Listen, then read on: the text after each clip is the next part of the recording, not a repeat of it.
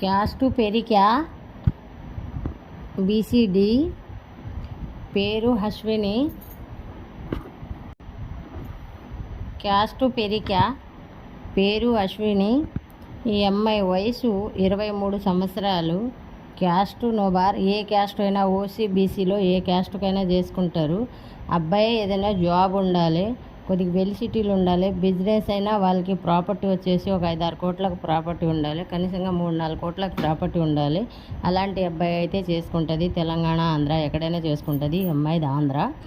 ఏంటి ఈ అమ్మాయి వయసు 23 సంవత్సరాలు, హైటు 5.4 ఉంటుంది, స్టడీ డిగ్రీ వరకు చదువుకుంది.